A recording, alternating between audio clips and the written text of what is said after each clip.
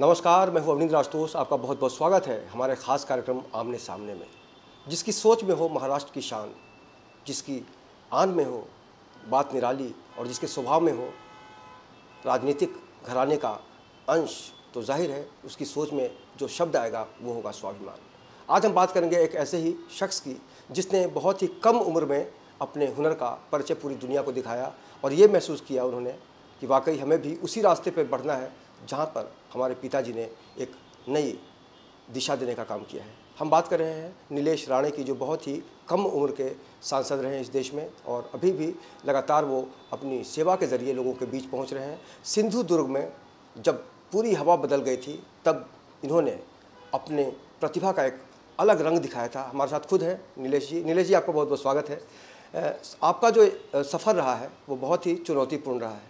आपके बारे में लोग कहते थे कि आपको सब कुछ रेडीमेड मिला है, लेकिन आपने जो अपनी सोच के ज़रिए अपने संसद में जो भी मुद्दों को उठाते थे या फिर जिन कार्यों को आपने अंजाम दिया, उसमें कैसा अनुभव रहा आपका, ये बताइए।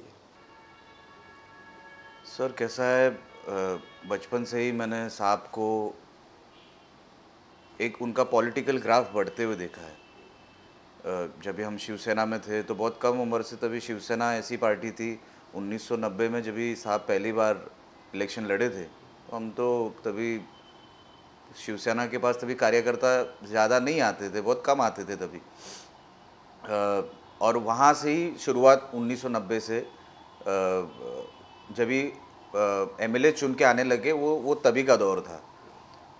तो जहाँ पे लोग कम हैं तो वहाँ पे राजनीति कैसी होनी चाहिए, और इसीलिए हम लोग जैसा बोलते हैं अभी, जैसे बाला साहब जैसे एक बोलते थे, उनका एक काम करने का एक तरीका था, हम में वो ऑटोमेटिकली आ गया। अभी साहब उनको गुरु मानते हैं, आज भी हम बाला साहब को बहुत मानते हैं। तो जो बाला साहब ने बोला था, जो बाला साहब जैसे सिर्फ बाला साहब को, सिर्फ बाला साहब को, उद्धव ठाकरे में तो उसमें बाला साहब जैसी एक भी क्वालिटी उद्धव ठाकरे में तो है नहीं। अभी हम तो चुनाव लड़ते हैं, अभी आप बोलेंगे आप भी तो किसी एक सीएम के ही लड़के हैं और आप राजनीति में आए इसके लिए, पर हम चुनाव लड़ते हैं सर, हम चुनाव लड़ते हैं, हारे जीते, एक बार मैं हारा एक बार मैं जीता।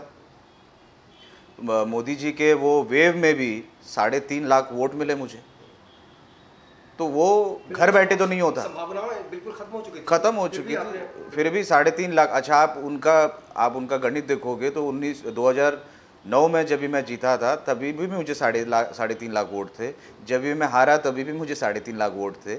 ये जो मोदी वेव जो था, जो मोदी जी का वेव था, वो मोदी जी के वेव के वजह से कोई लोग चुन के आते और बहुत लोग चुन के आए उनके नाम पर, और हमारे जैसे लोग हार गए।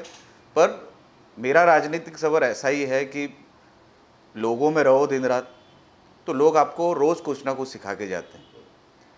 आप कुछ भी कर लो, आप किसी के भी बेटे होने दो, अभी नाम से इलेक्शन लड़ना और जीतना, बिल्कुल नाम से आपको इलेक्शन का टिकट मिल जाएगा एक आध बार, बार बार भी नहीं, पर उसको जीतना, अभी जीतने वाले की वैल्यू होती है, हम मानते, क्योंकि हारने के बाद मैंने देखा, और जब भी जीता था तभी मैंने देखा कि कितना डिफरेंस है दोनों लाइफ में।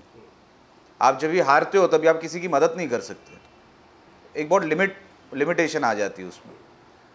तो बहुत कुछ सीखने को मिला, और साहब का जो पॉलिटिकल ग्राफ रहा है, सीएम तक साहब गए, फिर ऑपोजिशन लीडर साहब गए, और उनका एक स्वभाव है एग्रेसिव रहने का।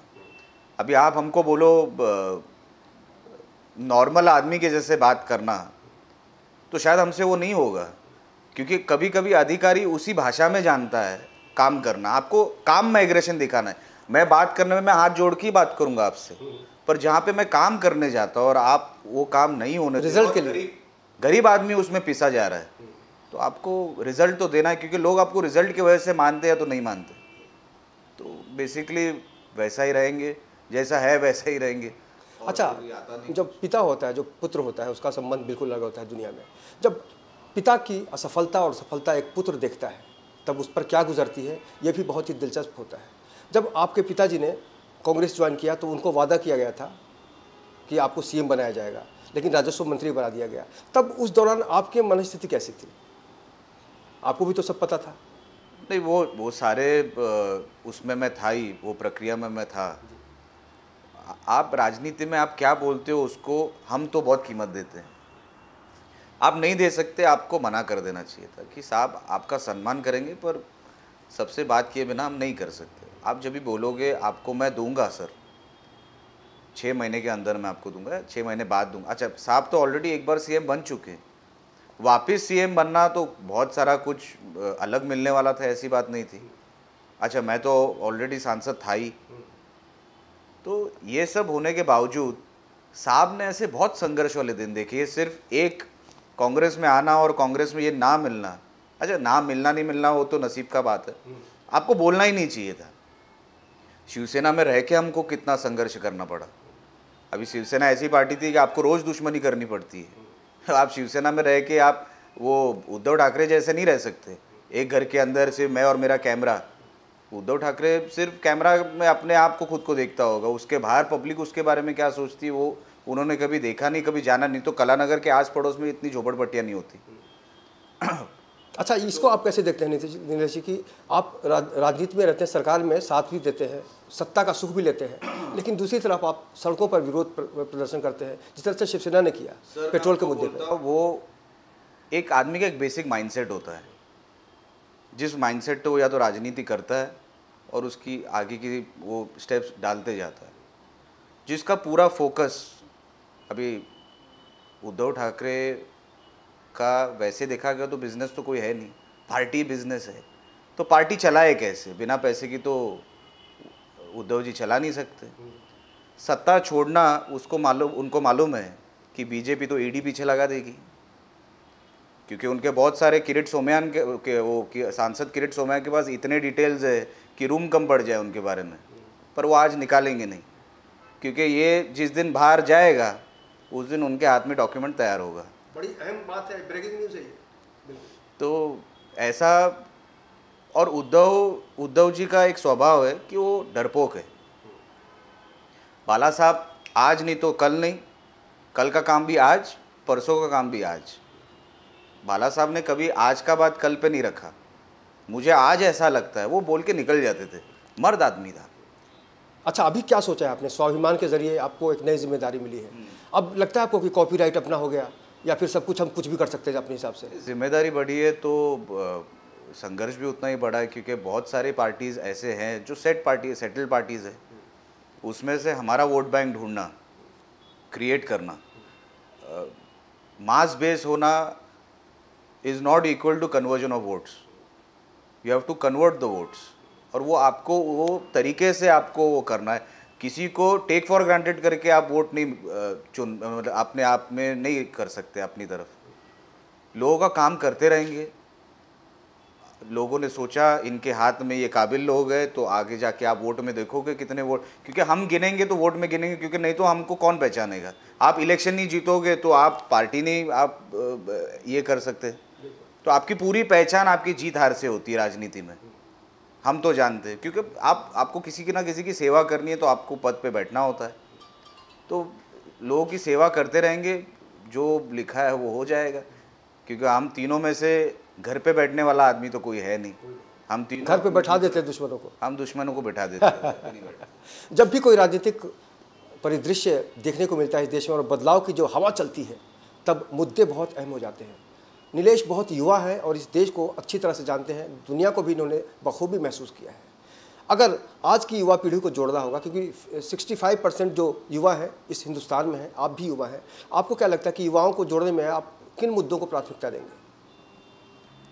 सर आज बहुत सारे मुद्दे ऐसे हैं जिनको आप एक लेबल लगा के नहीं देख सकते, आप उनको सोल्यूशन के हिसाब से आप उनको देखना पड़ेगा। मुंबई में, अभी हम मुंबई में रहते तो आप मुंबई की देख लो, आज भी लगभग 55% मुंबई स्लम में है। आज भी पानी का माफिया है। भांडुप विक्रोली और काफ़ी सारी जगहों पे आज भी पानी के टैंकर लगते हैं। आज भी आप इंफ्रास्ट्रक्चर की आप स्थिति देख लो, क्या चलिए, सारा माफिया चला रहा है। आपको सोल्यूशन लाने हैं, और वो सोल्यूशन लाने के लिए आपको रास्ते पे उतरना पड़ेगा। तो काफ़ी अभी जैसे हम रास्ते पे नहीं उतरेंगे तो लोगों को पता कैसे चलेगा कि ये इस मुद्दे पे ये काम कर रहा है। तो वैसे युवा जुड़ेंगे, वैसे लोग जुड़ेंगे।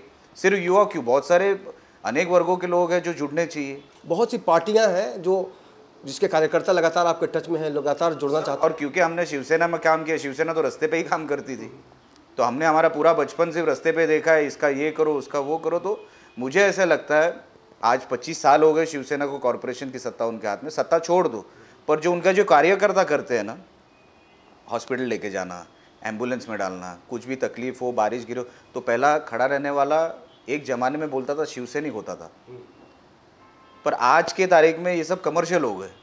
तो हमको कमर्शियल कार्यकर्ता नहीं चाहिए, जो करेंगे जो ज़मीन पे उतर के करेंगे। और मेरे हिसाब से युवाओं को क्या चाहिए, रिजल्ट ओरिएंटेड। आज आप सोशल मीडिया पे देखोगे, कोई भी कोने से आदमी जो कुछ बोलता है उसको रिजल्ट चाहिए, वो गुस्सा है, उसमें एक सेटिस्फैक्शन नाम की कोई बात नहीं है, क्योंकि उनको लग रहा है स्टैंडर्ड ऑफ लिविंग नहीं बढ़ रही। हर एक आदमी अपने अपने बारे में पहला सोचेगा। तो मुझे ऐसा लगता है आपका जॉब ओरिएंटेशन हो जाए, आपको पता लग जाए ये मेरा प्रोफाइल है, तो एक सोल्यूशन के बाद दूसरा सोल्यूशन, तीसरा सोल्यूशन, लोग खड़े रहेंगे, युवा जुड़ेंगे, लोग जुड़ेंगे। लोग जुड़ने से क्यों डरते नहीं, उनको चाहिए कि ये दे सकता है कि नहीं, कि मुझसे झूठ बोलेगा, क्योंकि अभी सारी चीज़ें तो खुल जाती हैं। अब आज देखो, आज सोशल मीडिया पे 3 साल पहले जो हो रहा था, आज उसके एकदम खिलाफ आज चल रहा है। बिल्कुल, वो कुछ भी होने दो, पर आज आपको भी काफ़ी लोग फॉलो कर रहे हैं। करते हैं। अभी कैसे कभी कभी किसी को हमारी वो जो भाषा है वो अच्छी लगती है, किसी किसी को नहीं अच्छी लगती, तो कमेंट भी वैसे आते हैं। अच्छा नीलेश जी, जब राजनीतिक यात्रा शुरू करते हैं, जब सरकार बनाने की बात होती है या फिर अपना पक्ष फैलाने की ज़रूरत होती है, तो बहुत सारे लोगों की मदद की आवश्यकता पड़ती है। शिवसेना हो, कांग्रेस हो, मनसे हो, ऐसी बहुत सारी पार्टियां हैं जिन्होंने गठबंधन की सरकार को चलाने का एक कल्पना को रंग दिया है। आप अगर इसको सरकार में ले जाना चाहेंगे, स्वाभिमान को, तो किन किन पार्टियों को प्राथमिकता देना चाहेंगे? नहीं, ऐसी बात नहीं है। देखिए, जिसकी मेजॉरिटी होती है, जैसे सिंगल लार्जेस्ट पार्टी हो, आज जैसे यहाँ पे बीजेपी है, आज मुख्यमंत्री उनका है, तो उनको हमारे तत्वों पे और हमको उनके तत्वों पे चलना है नहीं चलना है, वो एक मैटर ऑफ डिस्कशन हो जाता है। आज एक मुद्दा है, कल कुछ और हो सकता है, पर उसमें अलायंस में आपको हर एक पार्टी का, आपको भले वो छोटी पार्टी हो, पर आपको हर एक का मानना, दिल, अपमान, वो सब देखना होता है। और हमारे हिसाब से शिवसेना की बात छोड़ दो, मतलब गठबंधन में उनको आना है तो वो आ जाएंगे। हम साहब ने परसों प्रेस कॉन्फ्रेंस में भी कहा था, राजनीति में पहले तो कोई दुश्मन नहीं होते। हाँ, आपका व्यू पॉइंट मुझे शायद जमेगा नहीं, या मुझे नहीं एक्सेप्ट नहीं होगा, पर इसका ये मतलब नहीं कि उद्धव जी ठाकरे मेरे दुश्मन हैं। हाँ, उन्होंने जो किया होगा, उन्होंने अपने दिमाग में से, या उनको जो सही लगता है वो किया होगा। हमें जो सही लगता है वही करेंगे। तो राजनीति में गठबंधन किसके साथ होगा या नहीं होगा, वो पॉलिटिकल सिचुएशन के ऊपर तैयार होती है। ये बड़ी दिलचस्प मोड़ पर यहाँ पर बात पहुँच चुकी है। फिलहाल वक्त एक छोटे से ब्रेक का। ब्रेक के बाद हम जानेंगे कि नीलेश राणे पॉलिटिशियन के अलावा और क्या क्या रास्ता है जिस पर चलना पसंद करेंगे, या इनके जो अंदर बहुत कुछ जो प्रतिभा छुपी है उसको हम जानेंगे। बहुत छोटे से ब्रेक के बाद हाजिर होते हैं। तुझे यहाँ से शहर कैसा दिखता है? बहुत बड़ा नजर आता है ये शहर। खुद को बड़ा करेगा ना, तो वही शहर छोटा नजर आएगा।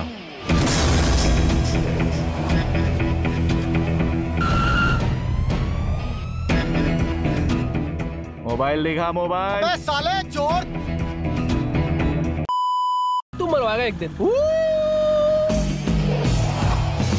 करना क्या है, मोहल्ले के लड़कों को इकट्ठा करके शाखा ही तो खोलनी है। पर देव सिंह की क्यों?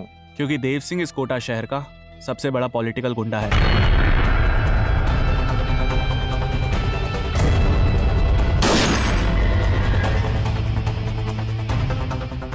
भौंक।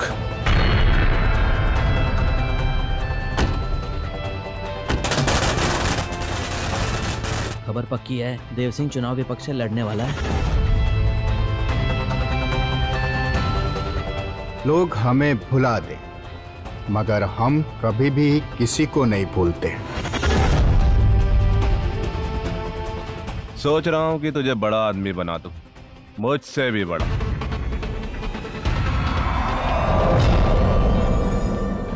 नदी में पत्थर फेंकने से कुछ नहीं होता विष्णु, वो बस इतनी बड़ी नदी में डूब जाता है।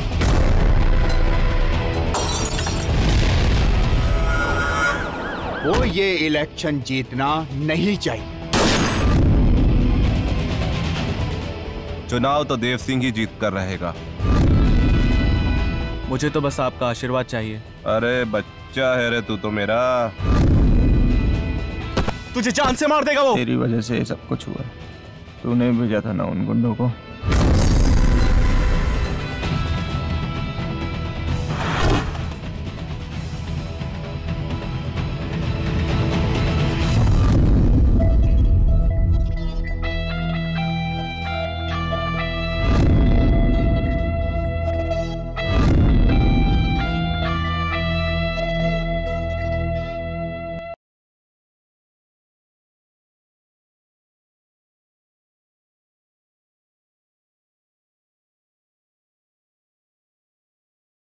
ब्रेक के बाद आपका बहुत बहुत स्वागत है। आज हम बात कर रहे हैं नीलेश राणे की, जो युवा सांसद रह चुके हैं और स्वाभिमान के जरिए एक नई जिम्मेदारी लेकर वो जनता के बीच आने वाले हैं। आपको राजनीतिक तौर पे तो बहुत अनुभव मिला, आपने बहुत काम किए, बहुत सारे लोग आपको जानते हैं अच्छी तरह से, और ऐसा भी कुछ पक्ष है आपके अंदर। अगर आपके इंटरेस्ट की बात करें, अगर हम आपके पसंद की बात करें, तो उस बारे में हम कुछ जानना चाहेंगे कि अगर हम फिल्म इंडस्ट्री की बात करें तो उसमें कैसे लोगों को पसंद करते हैं आप? काफ़ी सारे लोग मेरे फिल्म इंडस्ट्री में दोस्त हैं, पर मैं शाम को बैठना अवॉइड करता हूँ, क्योंकि शाम को फिल्म इंडस्ट्री अलग हो जाती है। वो दिन में काम हो, बैठो, कुछ मेरे से काम निकलता हो तो बोलो, पर शाम को बैठेंगे तो उसकी चर्चा भी अलग होती है। तो शाम को हम लोग नहीं बैठते। शौक़ वैसे मेरा क्रिकेट है। मैं अपने वैसे तो मैं बहुत रिजर्व्ड हूँ, बहुत कम लोगों के साथ उठना बैठना है मेरा। आप मुझे शाम को मुंबई में कभी देख नहीं पाओगे ढूंढने से भी, क्योंकि वो बहुत लोगों ने कोशिश की कि इनको कहीं तो पकड़े, कहीं मिले तो सही, तीनों में से एक तो कोई मिले, पर मिल नहीं पाया। क्योंकि हमारा वो किसी की टेबल पे बैठना नहीं, किसी के टेबल से उठना नहीं। कोई तो राज हो, कोई तो राज है। राज यही है कि कोई राज ही नहीं है, किसी में बैठना ही नहीं, तो राज कहाँ का हुआ। पर इतना है, हमने एक डिग्निटी रखी कि राजनीति में रहना है तो उसमें 2-3 चीज़ें हैं वो नहीं करनी, उसमें से ये एक है। और इसके अलावा भी तो ज़िंदगी है। जैसे हमने बोला हम क्रिकेट खेलते हैं तो अच्छा लगता है, कभी मूवीज़ देख लेते तो अच्छा लगता है। वैसे तो मुंबई में हर बड़े आदमी का दोस्त हर बड़ा आदमी रहता है, पर हर बड़े आदमी की चुगली भी हर बड़ा आदमी ही करता है। तो वो लेवल तक दोस्ती हम कभी लेके नहीं जाते। हम आपका काम करेंगे, कभी ज़रूरत पड़ेगी तो हम आपको हमारे फंक्शन पे लेके जाएंगे, बस वहीं तक है। बाकी तो मैं बहुत रिजर्व्ड हूँ, ज़्यादा आप मुझे किधर देख नहीं पाओगे। हाँ, पॉलिटिकल फंक्शंस पे जाता हूँ, जिधर मुझे ऐसा लगता है यहाँ पे दिखना चाहिए तो वहाँ दिखता हूँ। ये डरते हैं क्या आप कि अगर कहीं पकड़ा गया किसी? मैं तो ये रिजर्व रहने की जो बात कर रहे हैं, कहीं कभी डर लगता है कि हम शिवसेना से आज तक नहीं डरे, तो हम किससे डर? नहीं, अगर कोई आपको इनवाइट करता है किसी अपने फंक्शन, वो डर नहीं है, वो अपनी डिग्निटी रखना बोलते हैं उसको, कि आप लोगों को क्या, आप अपने मतलब मेरे बारे में लोग क्या सोचने चाहिए कि मैं कौन हूँ। मैं क्यों डरूंगा किससे? मेरा आज दिल है तो मैं आज उतर के निकल जाऊंगा कहीं पे भी। हमको देख के शिवसेना वाले भागते हैं। हम तो आज भी राजा की जैसे घूमते हैं, पर राजा क्या कर सकते हैं और क्या नहीं कर सकते वो हमको पता है। एक जिम्मेदारी है। एक पब्लिक लाइफ में आप जब भी जाते हो तो बहुत सारी चीज़ें आप नहीं कर सकते हो, तो हमने वो लेवल रखा कि हम इसके ऊपर जाएंगे पर इसके नीचे कभी नहीं जाएंगे। पर लाइफ बहुत बड़ी जीते हैं। अच्छा, आप मराठी मानुस की बात करेंगे कि सबको लेके चलेंगे? सबको लेके आपके पिताजी ने कहा है कि सबके साथ हम सबको लेके चलेंगे। हर इंसान हमारे लिए एक है। तो कभी अब मौका मिलेगा तो राज ठाकरे की पार्टी से जुड़ेंगे आप गठबंधन की स्थिति में? क्योंकि वो तो मराठी मानुस की बात करते हैं। आज तो हो नहीं सकती, सिचुएशन के ऊपर होगा वो तो। Politics runs only on situations. आज मैं 2019 में क्या होने वाला हो आज आपको मैं बोल ही नहीं सकता, पर अगर होगा ऐसा कुछ तो देखेंगे। आज तो हमारा इंडिपेंडेंट पार्टी है, कांग्रेस से मुक्त हो गए हम। बोझ कुछ हल्का हुआ? बहुत हल्का हुआ, बहुत हल्का। बोझ हल्का होना पॉलिटिक्स में बहुत मायने रखता है, क्योंकि वो क्या है, वो हमको रिजल्ट जैसे देना अच्छा लगता है वैसे हमको रिजल्ट सुनना भी अच्छा लगता है। एक चीज़ आप बार बार कितना दिल्ली और कितना तिलक भवन और कितना गांधी भवन, एक तो इतने ऑफिस खोल के रखे, पता नहीं कौन किधर कौन से ऑफिस में बैठता है। इनके इतने नेता हैं, 5 लोग पीछे नहीं पर नेता है। तो आज ऐसा जब भी सिचुएशन होता है तब आप जब भी रिजल्ट नहीं है आपके पास, आप बोल नहीं सकते। एक छोटा एग्जांपल मैं आपको देता हूँ, रत्नागिरी जैसे डिस्ट्रिक्ट में आपने 3 साल से डिस्ट्रिक्ट प्रेसिडेंट नहीं दिया है। वो तो ग्रामीण भाग है, बहुत रूरल भाग है, वहाँ पे वो पोस्ट का बहुत अहमियत है, क्योंकि इलेक्शन जीतना है नहीं जीतना है तो उसका सारा कुछ सेटअप करना पड़ता है। राणे जी को तकलीफ होगी, इसलिए आप एक इम्पोर्टेंट पोजीशन पे आप किसी को रखोगे नहीं। और हम झगड़ा करेंगे तो हम ये बाहर बोलेंगे राणे तो सिर्फ झगड़ा ही करते हैं। अरे पर मैं किसके लिए, मैं नहीं बैठने वाला हूँ पोस्ट पे, आप ही के पार्टी में से कोई वहाँ बैठने वाला है, तो आपकी जिम्मेदारी नहीं है पार्टी चलानी कि हम ही सोचेंगे, हम ही हमारा खर्चा करेंगे और कल इलेक्शन में नुकसान हो जाए तो राणे का ताकत खत्म हो गया। क्यों? ये तो कलेक्टिव रिस्पॉन्सिबिलिटी है।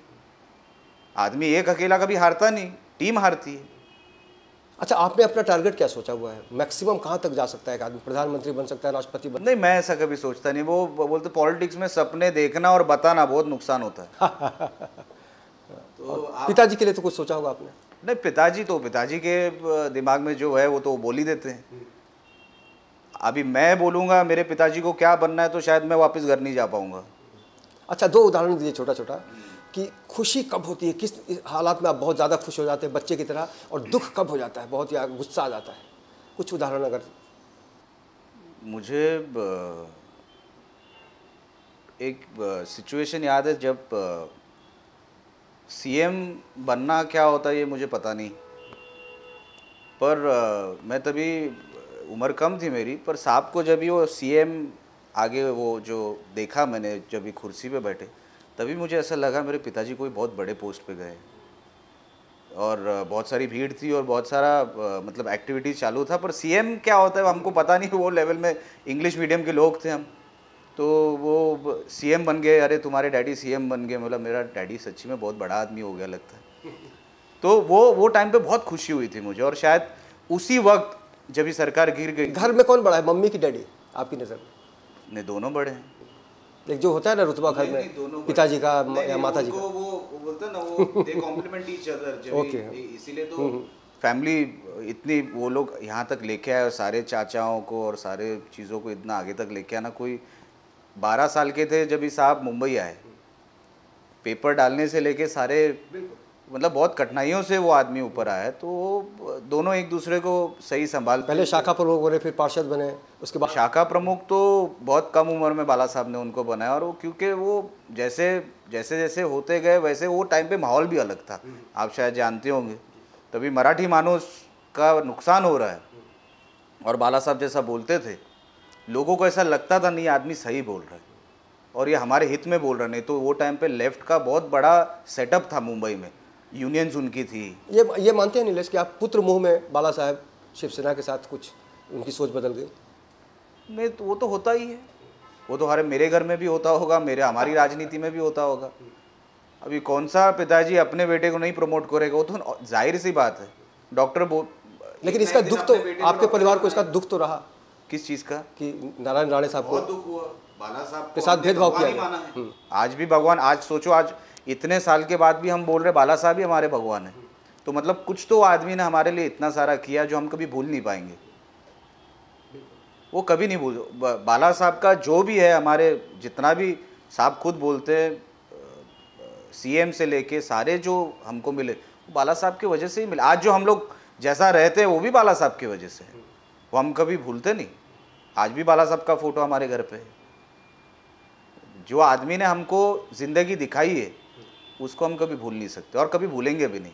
अच्छा, बचपन के जो दोस्त हैं आपके, जो साथ में पढ़ते थे, खेलते थे, उनके साथ आज कैसा रिलेशन है आपका? सब है मेरे साथ। शायद बचपन के ही दोस्त आज तक है, नए दोस्त हमने बनाए नहीं एक लेवल के बाद जाके। पॉलिटिक्स में तो बनाने पड़ेंगे। पॉलिटिक्स में तो सारे ही दोस्त हैं। आप कोई भी पार्टी में देख लो, मैं सांसद रहा हूँ 5 साल, 543 एमपीज़ में से हर पार्टी के अलग अलग एमपीज़ आते थे। हम लोग सब साथ में खाना खाते थे। आज भी मुंबई आते हैं तभी खाते हैं। आज भी मैं वहाँ जाता हूँ, उनके स्टेट में जाता हूँ तो वो हमको बुलाते हैं। कोई भी पार्टी होने दो, बीजू जनता दल होने दो, AIDMK होने दो, या कोई भी, अखिलेश जी बोलना, अखिलेश जी और हमने तो बहुत बार खाना भी साथ में खाया है। तो पॉलिटिक्स में कोई दुश्मन नहीं होता और दोस्त भी कोई नहीं होता। आपको अपना लेवल चुनना है कि आपको रुकना कहाँ है। जैसे नीतीश कुमार रुक गए लालू के सफ़र में, वो दोस्ती मैं मानता ही नहीं। लेकिन जनता बहुत नाराज़ होती है ऐसे में कि हमने आपको चुना कि भाई आप हमें डोसा खिलाएंगे और आप बड़ा पाव खिला रहे हैं। और आप देखो, वो उनका जो सेटअप है ना, वो उनके स्टेट पॉलिटिक्स में क्या चलता है मैं उसमें ज़्यादा जानता नहीं, पर मुझे ऐसा लगता है कि पब्लिक ने आपको जो मैंडेट दिया है वो मैंडेट को आप 5 साल कंप्लीट करना चाहिए। कौन क्या बोलता है, मेरा दोस्त कितना गलत है या मैं कितना गलत हूँ, मैं क्या सही कर रहा हूँ, लोगों के सामने वो मायने नहीं रखते। लोगों को काम चाहिए।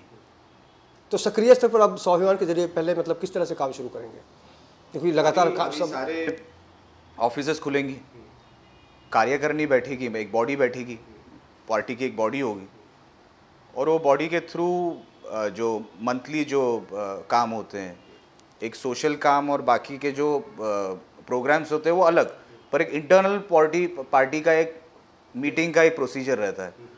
वो सारी चीज़ें अभी महीने 1.5 महीने में हो जाएंगी, फिर उसके बाद चालू करेंगे। आपकी एक चिट्ठी ने कांग्रेस को तबाह कर दिया। आपने बहुत पहले इशारा किया था कांग्रेस को चिट्ठी लिख के कि पार्टी को ठीक ठाक से संभाला नहीं गया तो पार्टी खत्म हो जाएगी, छोटी हो जाएगी।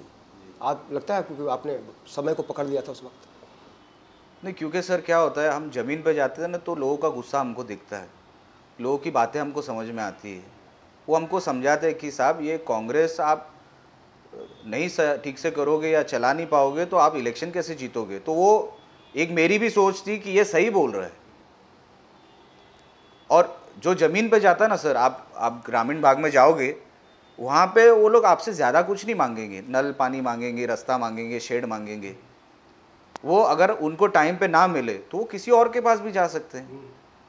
वो टीवी देख के रोज़ अपना दिल बनाने वाले में से नहीं है। जो मेरा काम करेगा मैं उनके साथ खड़ा रहूँगा। आपके मतदाता जो फिक्स है, जैसे 3.5 लाख की बात अभी की आपने, तो आपको लगता है कि वाकई आपका पूरा सपोर्ट लगातार मिलता है उनको, हार हो या जीत की स्थिति हो? हमने तो आज भी महीने में 15 दिन वहाँ रहते हैं और 15 दिन में जहाँ तक काम का सवाल है, एक मैकेनिज़्म पीछे चलता है, ऑफिसेस पीछे चलती है कि हर काम के लिए नीलेश राणे ही वहाँ मौजूद होना ज़रूरी नहीं है, एक सेटअप भी है होता है। आज सबसे बड़ा नेटवर्क हमारे डिस्ट्रिक्ट में या हमारे जो बेल्ट में, वो सबसे बड़ा सेटअप हमारा है। तो वो सेटअप की वजह से काफ़ी सारी चीज़ें हल्की भी हो जाती हैं। और कांटेक्ट तोड़ना ये तो हमने सीखा ही नहीं, हम तो उधर ही हैं, हारने के बाद भी उधर ही रहेंगे, मरेंगे भी उधर ही। जिला परिषद के चुनाव की अगर हम बात करें तो उसमें भी आपने झंडा गाड़ दिया था, उसके पीछे मतलब क्या सोच थी आपकी, प्लानिंग क्या थी? नहीं, प्लानिंग ऐसे थी कि बहुत सारी आपको चेंजेस इंटरनली भी करनी पड़ती है। कोई भी आप चुनाव के पहले, आप जब भी चुनाव में जाते हो तो उसके साल भर 6 महीने पहले से आपको इंटरनल चेंजेस करनी पड़ती है, जिसका इम्पैक्ट आपको बाहर दिखाना होता है। तो चेंजेस किए और लोगों ने साथ दिया और 20 साल से जिला परिषद हमारे पास है। यही हम लोग अशोक चौहान जी को बोल रहे थे कि पूरे महाराष्ट्र में आपको सिर्फ जिला परिषद सिंधुदुर्ग ने दिया और फिर भी आपने ऐसा ही किया। मतलब आपको राणे साहब से आपको कुछ दुश्मनी है, पार्टी को आपको नुकसान हो या फ़ायदा हो, आपको उससे कुछ लेना देना नहीं है। मतलब राणे जी को आप इतना नुकसान पहुंचाना चाहते हो कि उसके लिए पार्टी का नुकसान होगा तो भी चलेगा।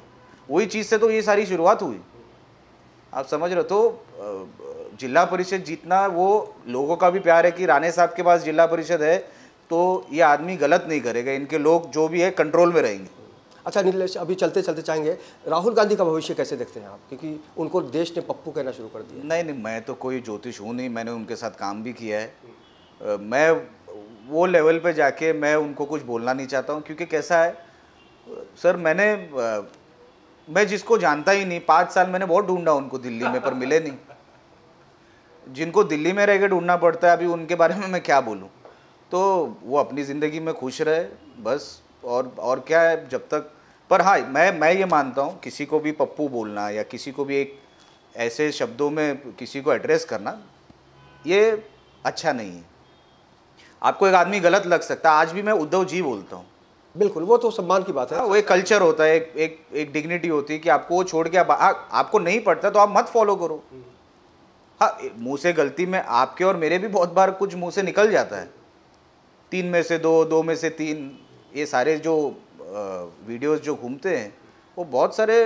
अभी हम तो तभी कांग्रेस में थे, हमको समझ में आ रहा है ये कोई स्टूडियो में बनाया गया है, पर ऐसा राहुल जी क्या करेंगे आगे जाके मुझे मालूम नहीं। आप जो करेंगे आगे आप पर जब तक वो रिजल्ट नहीं देंगे लाइफ में, जब तक वो डिसीजन नहीं लेंगे। अभी मुझे राहुल जी का सबसे एक चीज़ मुझे अच्छी जो नहीं लगी वो ये थी, 5 साल आपके पास सरकार थी, 206 MP थे आपके 2009 में।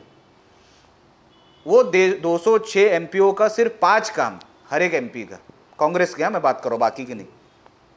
हाँ भाई नीलेश क्या है तेरा, मुझे बता, मैं क्या कर सकता हूँ, मैं उपाध्यक्ष हूँ। आपके फ़ोन से बहुत सारा चीज़ हो जाता है। अभी आप मेरे को बोलोगे नीलेश मेरा जरा सिंदूर में काम है, ज़रा किसी को फ़ोन कर देना मेरे लिए, तो हमारे वो फ़ोन का एक अलग वजन पड़ता है। वैसे राहुल जी का एक फ़ोन जाता है, बहुत सारी चीज़ें होती है। अभी जैतापुर जैसे बहुत बड़ा न्यूक्लियर वहाँ पे वो प्लांट आने वाला था, मैंने बोला एक बार आके तो जाइए, लोग मर रहे हैं वहाँ पे।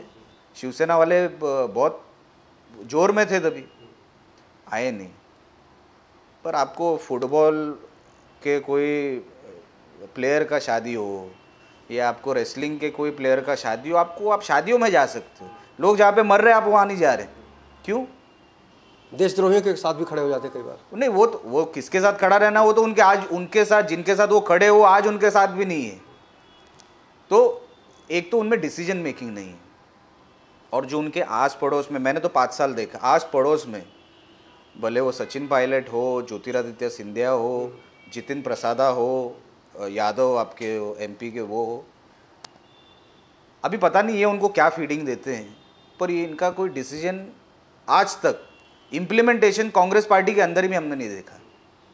बहुत डिसीजन में बहुत वीक है राहुल, इसलिए सीरियसली लोग नहीं ले रहे क्योंकि डिसीजन नहीं दे पा रहे। अभी आपको मैं बोलूँगा नीलेश तू ये कर सकता है कि नहीं कर सकता, मैं बोलूँगा नहीं, यही होना चाहिए। और या तो हाँ तो कितने टाइम में, नहीं तो फिर बात ये आजमाएंगे, बहुत जल्द आजमाएंगे आपको। नहीं आज वो तो है ही ना। अब आपकी जिम्मेदारी और बढ़ गई है। मैं तो हुई पब्लिक लाइफ में, मैं ये छोड़ के मैदान छोड़ के कभी भागा नहीं।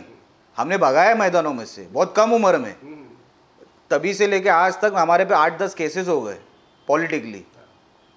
हमने कभी, लेकिन कोई फर्क नहीं पड़ता है उसको। कुछ फर्क, और 100 होने दो, और 100 होने दो। वाकई ये जो सोच है और एक नई उम्मीद के साथ जिस तरह से स्वाभिमान का एक नया स्वरूप सामने आ रहा है, हालांकि स्वाभिमान बहुत पहले से मुंबई में, महाराष्ट्र में काम करती रही है, लेकिन अब इस पर एक मुहर लग गया है। चलते चलते आपसे ये जानना चाहेंगे कि चुनाव चिन्ह के बारे में कब तक हमें पता चल पाएगा? नहीं, वो एक टेक्निकल चीज़ है। आपको एक टेम्पररी सिंबल दिया जाता है पहले इलेक्शन के लिए, आपको एक सर्टेन परसेंटेज ऑफ वोट्स मिलने के बाद आपको परमानेंट मिल जाता है। जैसे आप एक चुनाव लड़ेंगे, फिर आपको पूरे महाराष्ट्र में 10 लाख वोट हुआ और उसमें से 3% या 2% शायद उसका वोट शेयर होता है एक सिंबल परमानेंट मिलने का। वो जिस दिन आपको मिलता है तो आपका सिंबल परमानेंट हो जाता है, नहीं तो हर इलेक्शन में आपको अलग अलग सिंबल मिलेंगे। तो चलिए, हमसे बात करने के लिए बहुत बहुत शुक्रिया। और जिस तरह से नीलेश ने अपनी भावनाओं का इजहार किया है, उससे समझ में आ सकता है कि इस देश का युवा कितना सशक्त है। इसकी जो भावनाएं हैं उसके अंदर आप महसूस कर सकते हैं कि वाकई आपके अंदर कुछ करने का मन हो, कुछ लगन हो, तो आप स्वाभिमान जैसी पार्टी को खड़ा कर सकते हैं।